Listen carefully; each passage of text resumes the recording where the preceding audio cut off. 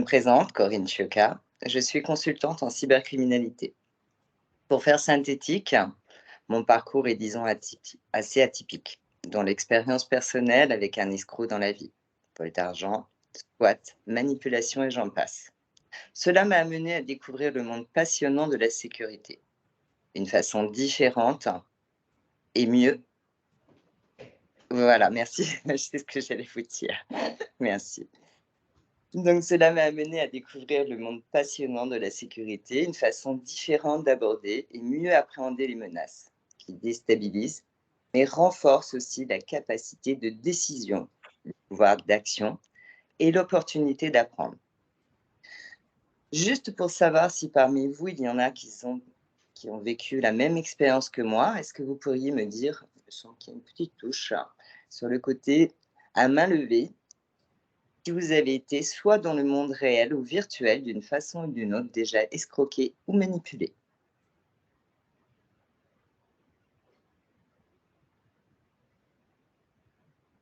N'hésitez pas, hein, peut-être à lever la main, voilà. Parfait. Ok, alors il y en a quelques-uns, mais selon le pourcentage, il me semble que vous soyez bien plus nombreux. Et je comprends qu'il n'est jamais facile d'avouer que l'on a été victime. Pourtant, c'est dans l'échange constant que se construit l'immunité face à une menace. C'est donc par le constat de nombreux enjeux, méconnaissances et pénuries en cybersécurité que je me suis familiarisée et formée à l'importance de cette culture de la sécurité numérique. Aux côtés de mon partenaire Jean-Pierre Passemal, slide 2, slide suivant, Eugénia. Oui, j'essaie de la passer, je ne sais pas pourquoi ça ne veut pas passer. Alors, ah voilà, c'est ça? Voilà. Donc, aux côtés de mon partenaire Jean-Pierre Passemar, ancien InTech, expert en sécurité numérique depuis plus de 36 ans. Nous aidons et accompagnons les structures sur les bonnes méthodes numériques pour monter en compétences et renforcer leur protection. Tout d'abord, je vous propose d'aborder ce sujet le plus simplement possible. Je vais essayer de parler sans jargon et commencer par vous expliquer le pourquoi avant, avant le comment, afin que vous puissiez comprendre l'importance des mesures à mettre en place. Je vais donc commencer par vous expliquer ce qu'est la cybercriminalité, comment fonctionnent les attaquants pour atteindre leurs cibles avec diverses menaces. Va en découler votre degré de vulnérabilité, les impacts sur votre structure, ainsi que les obligations légales. Et bien évidemment, le nerf de la guerre, les meilleures pratiques pour s'en protéger. Je suis désolée, ce n'est pas très poli, mais je vais beaucoup parler. Si vous avez des questions, n'hésitez pas à les noter et les écrire. Je serai ravie d'y répondre en fin de présentation. Commençons par la sécurité numérique, que l'on nomme aussi cybersécurité.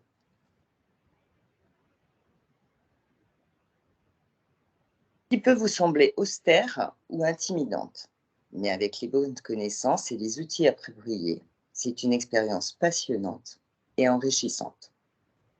D'ailleurs, combien d'entre vous savent ce que signifie cyber? Toujours à main levée.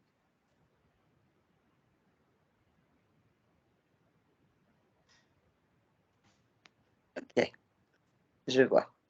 Il y en a quelques-uns. Et pour les autres, c'est un terme grec qui signifie gouvernail, gouverner, piloter. Un préfixe servant à former de nombreux mots relatifs à l'utilisation du réseau Internet, tels que cybersécurité, cyberespace, cyberdéfense, etc. Êtes-vous prêt à plonger avec moi dans le monde de la cyber?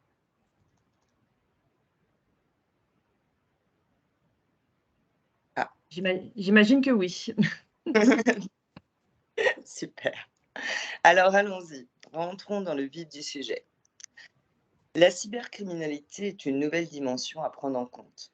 la naissance d'Internet et la connexion à travers la planète de millions d'ordinateurs et d'objets entre eux ont vu naître une quatrième dimension, à savoir le territoire numérique qui constitue l'interconnexion des réseaux informatiques.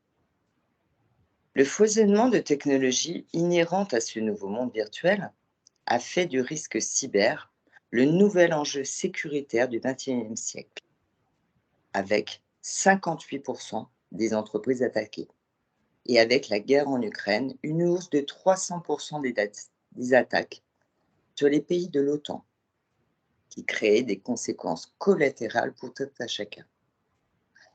Dans un contexte de mondialisation, de crise économique et de développement constant, de nouvelles applications via Internet, la dépendance de notre société vis-à-vis des technologies de l'information et de la communication présente des risques potentiels et grandissants que savent parfaitement exploiter les cybercriminels de plus en plus organisés et inventifs. Le télétravail, l'e-commerce, les télédéclarations, la dématérialisation des factures et les paiements en ligne ont augmenté la surface d'attaque, donc la survenance du risque. On ne s'attend jamais à ce que ça nous touche. Et pourtant, chaque jour, des individus malveillants s'infiltrent par tous les moyens dans les structures de toute taille. L'intérêt maintenant est de comprendre comment les attaquants fonctionnent pour atteindre leur cible. Les cybercriminels de tout univers se sont multipliés durant la Covid et la guerre en Ukraine, comprenant qu'il y avait partout de l'argent facile à dérober. Nous sommes maintenant plus fréquemment confrontés à des organisations structurées, dont certaines liées à la grande criminalité organisée, capables d'embaucher des spécialistes en cryptographie, des psychologues analysant le comportement des internautes et des développeurs programmateurs d'excellents niveaux, avec des outils de plus en plus performants.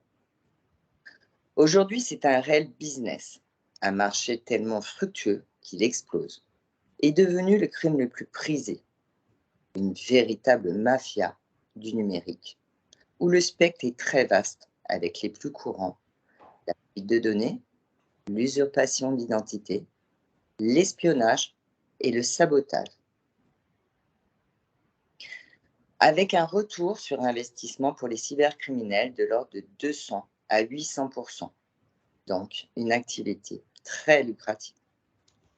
Ainsi, cette nouvelle criminalité du numérique se caractérise par l'émergence de divers profils qui affectent un nombre considérable de cibles, autant que tous les systèmes de Windows, Mac et Linux sont touchés. Cette menace fait courir des risques à la réputation, aux opérations, aux finances et aux personnes, qui peut entraîner des problèmes financiers, juridiques, émotionnels et physiques. Ces outils et systèmes que nous utilisons tous les jours sont parfois complexes et aucun n'est exempt de bugs ou d'erreurs, avec de sérieux problèmes qui peuvent se poser et permettent directement de compromettre la sécurité du système.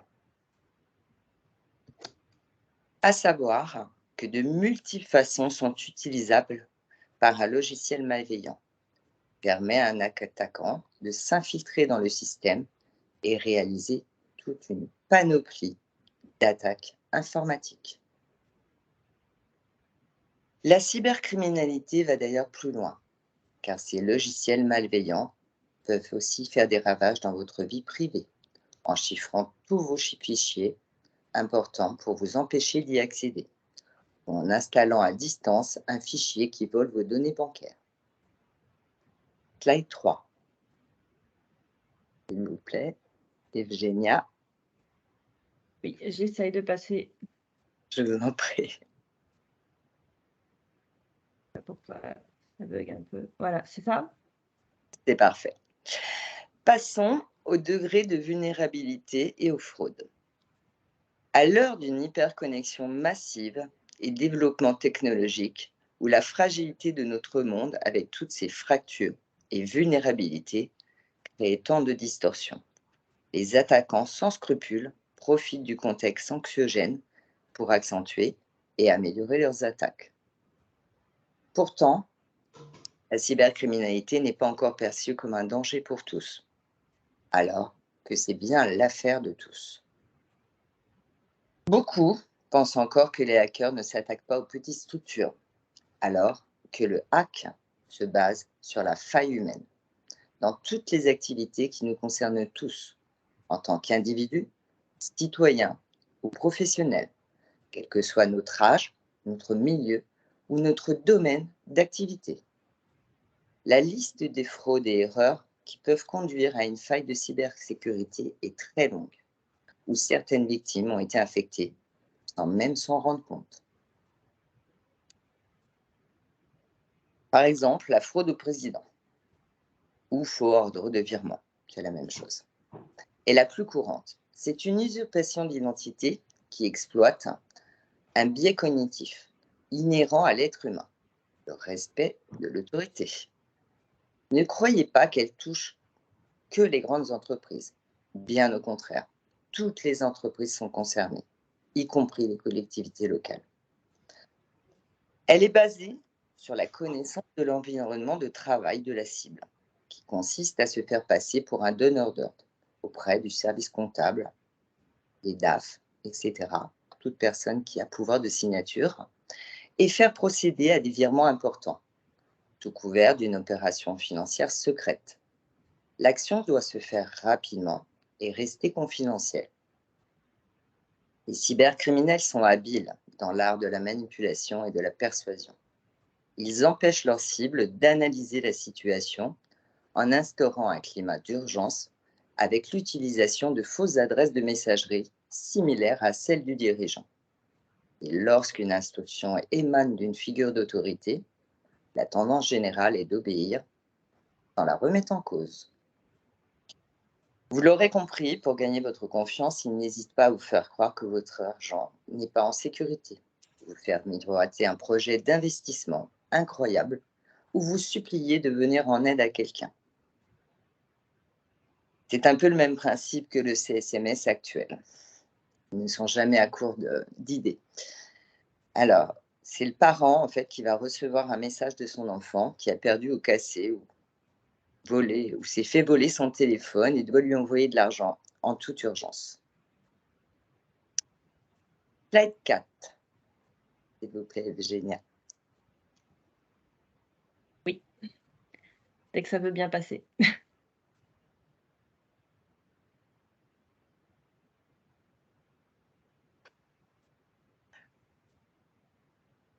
Désolée, ça fait un peu. C'est pas très grave, ça va venir. Alors, continuons. Intervient le facteur humain, qui est un élément majeur à considérer pour une meilleure sécurité informatique, dont l'hyperactivité, la charge mentale et le stress ont des conséquences cognitives sur les équipes, avec l'instabilité qui se crée dans le cerveau, qui entraîne une défaillance de la vigilance humaine. Ah oui, non, c'était pas le bon. C'est pas grave. Excusez-moi, on peut revenir sur Oui, Oui. j'essaie de revenir. Oui, on a dû aller peut-être un petit peu trop vite. C'est pas très Allez-y, hein, j'essaie de remettre Oui, bien. il y a L'ingénierie sociale est une pratique de manipulation psychologique à des fins d'escroquerie où la tendance croissante des cybercriminels à engager des psychologues faisant que les victimes sont soigneusement sélectionnées en fonction de leur comportement en ligne, de leur intérêt et vulnérabilité potentielle, ce qui augmente considérablement les chances de succès des attaques professionnelles et personnelles. Ils étudient les habitudes, les préférences et les réactions des internautes pour mieux cibler leurs cibles. Cette connaissance approfondie de la psychologie en ligne leur permet d'envoyer des messages et des escroqueries spécifiquement conçus pour exploiter les faiblesses émotionnelles et cognitives des utilisateurs. Excusez-moi, je suis troublée avec toutes les images qui passent. 4 facteurs de risque ont été identifiés. C'est le bon Comme slide? Pardon. juste celui d'avant. Celui d'avant, celui-ci? Voilà, on est toujours sur l'ingénierie sociale. 4 facteurs de risque ont été identifiés comme étant des déclencheurs d'incidents, qui se situent bien souvent entre la chaise et le bureau. Le premier, c'est l'ignorance. Un collaborateur mal informé et non sensibilisé pourrait, à cause d'une hyperconcentration sur le texte d'un email, cliquer sur le lien par inadvertance. L'exemple d'une visite sur un site permettant de lancer un programme sur votre ordinateur suite à une faille. Le second, la routine. L'employé est soumis à l'utilisation de logiciels qui sont en fin de leur cycle de vie, rendant vulnérable le système, puisque l'utilisateur qui avait l'habitude de travailler dessus ne sera pas enclin à changer ou bien mettre à jour celui-ci. Or, les hackers vont venir exploiter cette faille pour entrer dans les réseaux d'une entreprise. Vient ensuite la naïveté. L'exemple de l'email, voyant un logo similaire ou bien reconnaissant le nom d'une personne avec qui il travaille habituellement, le collaborateur va venir cliquer sans crainte sur le lien et donc finir par donner ses informations bancaires, parfois ses mots de passe. Le dernier est la négligence. Laisser un ordinateur ou bien un téléphone ouvert peut coûter très cher, même en télétravail. Il s'agit d'un risque extérieur que l'entreprise ne peut pas contrôler. Une personne mal intentionnée pourrait récupérer les données ou emails, voire même insérer une clé USB pour glisser dans l'ordinateur un virus. Les hackers cherchent à abuser de la confiance, curiosité ou crédulité de leurs cibles. L'appât du gain allant de la séduction à l'intimidation, la flatterie, à la manipulation ultime pour piéger leurs victimes. C'est la raison pour laquelle la notion de vulnérabilité neurocognitive est très souvent responsable d'erreurs, parfois tragiques pour une structure. En prenant l'exemple dans la vie de tous les jours, si quelqu'un vous abordait dans la rue et vous promettait une petite fortune, je pense que vous lui ririez au nez. Mais derrière un écran, malgré leur bon sens, certains font l'erreur de faire confiance et de cliquer sur le lien présenté. Certaines victimes qui n'y croyaient pas rapportent des conséquences psychologiques comme la colère, l'anxiété, la peur, l'isolation ou la honte. D'autres ressentent une violation de leur intimité, tout comme dans le cadre d'une attaque physique. Passons maintenant aux menaces internes, qui correspondent aux utilisateurs qui ont un accès autorisé et légitime aux actifs d'une entreprise et abusent de leurs privilèges délibérément ou par accident. Cette catégorie comprend le personnel, les partenaires commerciaux, les clients, prestataires et les fournisseurs ayant accès au système. On n'est jamais trop prudent et le risque est parfois plus proche qu'on ne le pense. Par exemple, lorsqu'un employé ou un stagiaire quitte une entreprise, les droits d'accès qui lui avaient été accordés ne sont pas clos. Les identifiants et mots de passe restent valides, donc utilisables.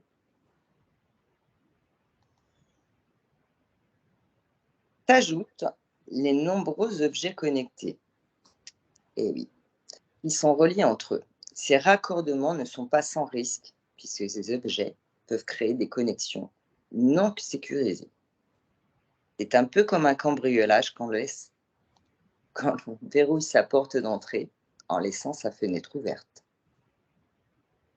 L'IA, quant à elle, est une technologie en plein essor qui a le potentiel de transformer de nombreux aspects de notre vie. L'impact sur l'image et la voix semble si réel que les surfaces d'attaque seront encore plus sophistiquées, augmentant les usurpations d'identité et la désinformation. Si je peux vous donner un conseil, Demain, si l'un de vos collaborateurs ou l'un de vos proches vous appelle ou vous envoie un SMS pour effectuer un virement en urgence, demandez-lui simplement de vous donner un fait que seuls vous deux connaissiez. Vous aurez bien entendu choisi ensemble en amont, sauf le nom de votre proche, de vos proches ou de votre animal. C'est un petit peu comme un facteur d'authentification. Enfin, non, c'est un peu comme un code d'authentification à deux facteurs.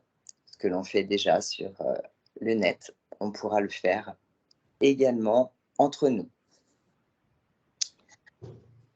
À présent, abordons les données. Combien d'entre vous savent à quoi servent aux cybercriminels nos données personnelles?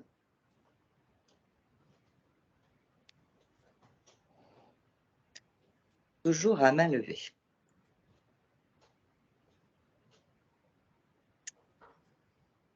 D'accord, parfait. Alors, si nous ne percevons pas le fruit de valorisation de nos données, d'autres s'en chargent pour nous, car elles alimentent l'usurpation d'identité. Par exemple, en utilisant la carte bancaire de la victime, en contractant des prêts en son nom, ou bien des achats sur des sites de vente en ligne.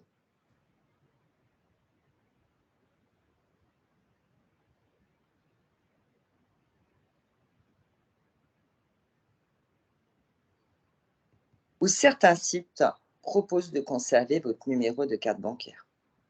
Ils peuvent les vendre à d'autres cybercriminels.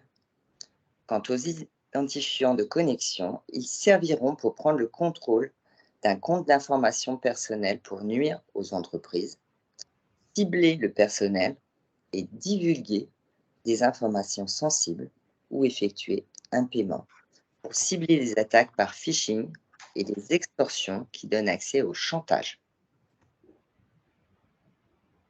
Si une personne a une fuite de plomberie et ne la répare pas pendant longtemps, la fuite pourrait se propager et finalement commencer à affecter d'autres appartements voisins. C'est le même principe pour un ordinateur. Plate 5. Nous arrivons aux obligations légales et directives qui évoluent face aux enjeux. Oui, j'essaie de vous la passer.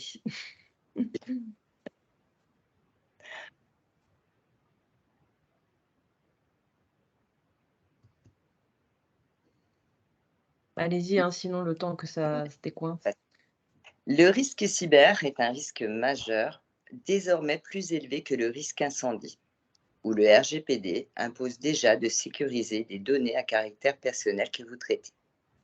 Mais dans un environnement géopolitique incertain, de recrudescence et de forts enjeux de digitalisation du secteur financier, savez-vous que plusieurs milliers d'entreprises de toute taille seront amenées d'ici octobre 2024 à se conformer aux directives de la NIS 2, qui remplace la NIS 1, et vise à renforcer le niveau de sécurité global dans l'UE.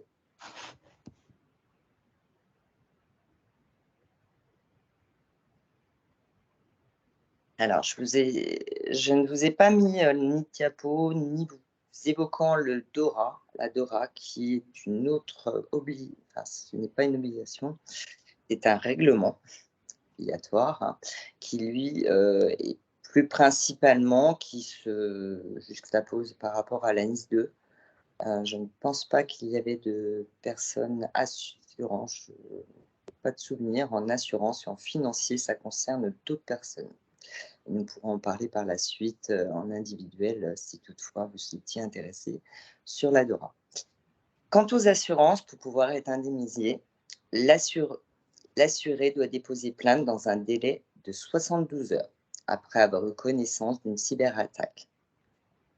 Et la quasi-totalité des assureurs exigent désormais de leurs clients un niveau de maturité suffisant dans le domaine cyber avant.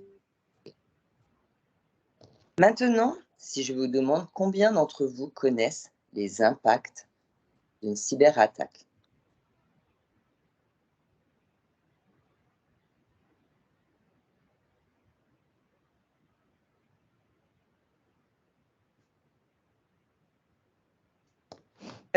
Je vais vous laisser passer la slide suivante. Oui. Génial, Voilà. je vous en remercie. Si l'on se positionne sur la rentabilité, serait-il aisé d'imaginer l'impact qu'engendre une cyberattaque? Quand l'informatique s'arrête, c'est tous les services qui sont à l'arrêt.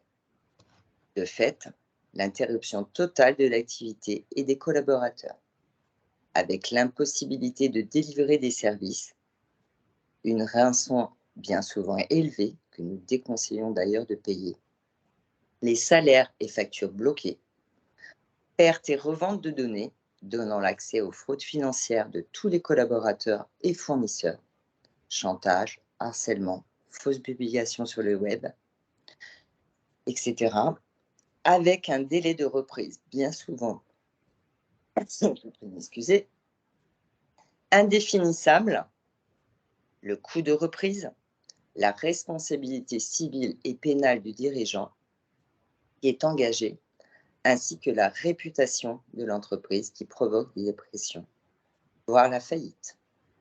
Autant dire un véritable tsunami où ces menaces font émerger de réels besoins en termes de savoir-faire et savoir-être.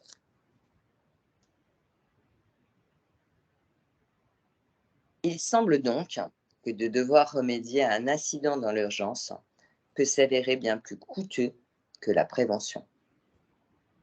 C'est un peu comme faire un feu dans un poêle qui n'a pas été ramoné, exposer sa santé, celle d'autrui, et si bien à des risques fort lourds. C'est la raison pour laquelle le dirigeant, dans sa mission de protection, pour conserver la santé de son entreprise, ne doit pas négliger les menaces qui se cachent dans les profondeurs du cyberespace. Alors, comment s'en protéger? Slide 7, s'il vous plaît. Au préalable, pour gérer une crise, il semble qu'il faille en connaître les risques, donc les établir, qui permet d'avoir une situation globale pour les évaluer et les traiter plus rapidement. De fait, l'analyse de risque offre une approche qui ne consiste plus à être pessimiste ou optimiste, mais simplement réaliste. La cybersécurité, c'est l'art de protéger les systèmes informatiques, les réseaux et les données contre les attaques malveillantes.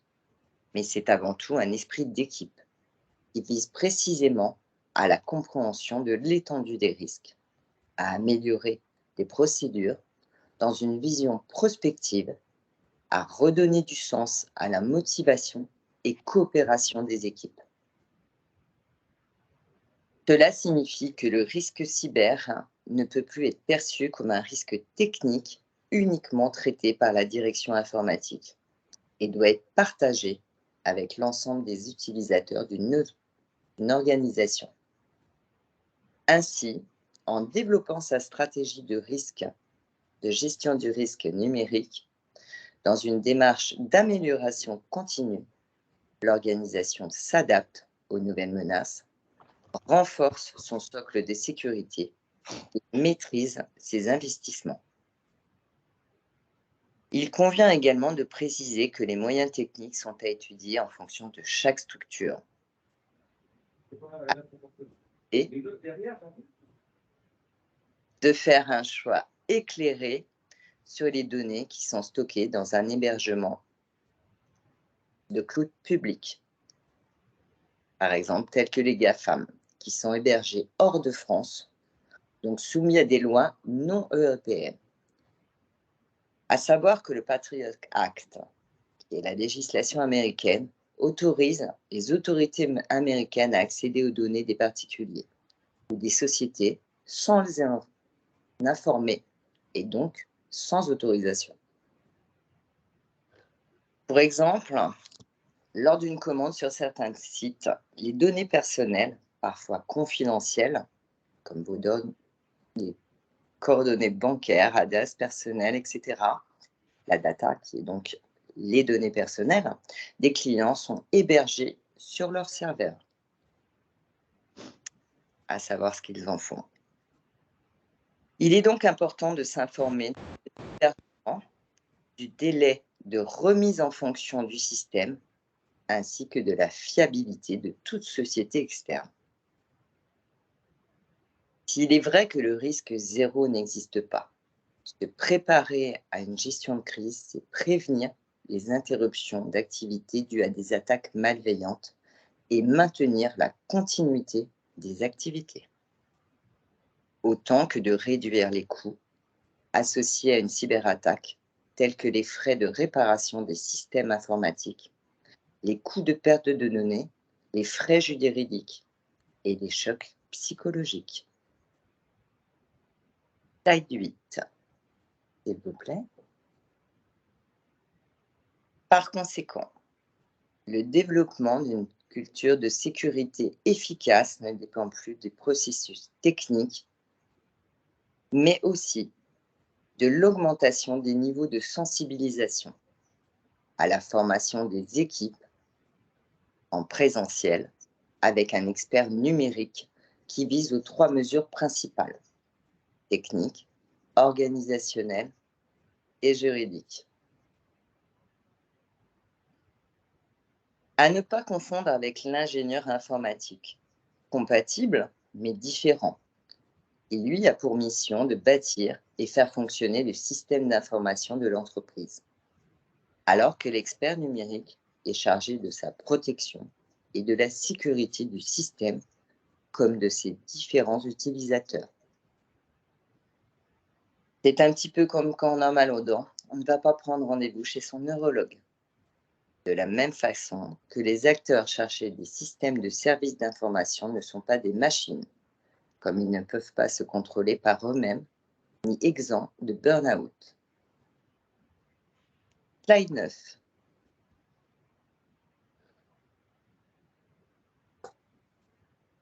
Avoir une politique cyber, c'est embarquer toute son équipe pour approfondir et maintenir les connaissances et compétences à jour, afin d'être prêts à devenir tous des acteurs en puissance de votre sécurité, capables d'élever vos défenses. Cette conduite du changement permettra d'anticiper des risques potentiels, de ressortir les capacités de chacune et chacun pour transformer cette situation en motivation afin d'améliorer et faire évoluer l'esprit d'équipe, le groupe et plus largement l'intérêt général. Ainsi, seule une appréhension globale et collective du phénomène nous permettra de combattre efficacement cette hydre des temps modernes et de remettre l'humain au cœur de l'entreprise. Slide 10. En conclusion, il semble que c'est en forgeant que l'on devient forgeron, mais ce n'est pas en se noyant que l'on apprend à nager. Rappelons-nous que l'on devient plus solide et responsable à développer les capacités de la richesse humaine pour pouvoir compter sur les compétences de tous. Il est nécessaire, comme en surf, d'utiliser la vague et en faire un atout où le facteur humain est la clé d'une stratégie robuste. Je pense que vous l'avez tous compris, nous serons tous attaqués. Quand et comment? Impossible de le savoir. En revanche, la vraie question, c'est êtes-vous prêt à vous défendre? Voilà.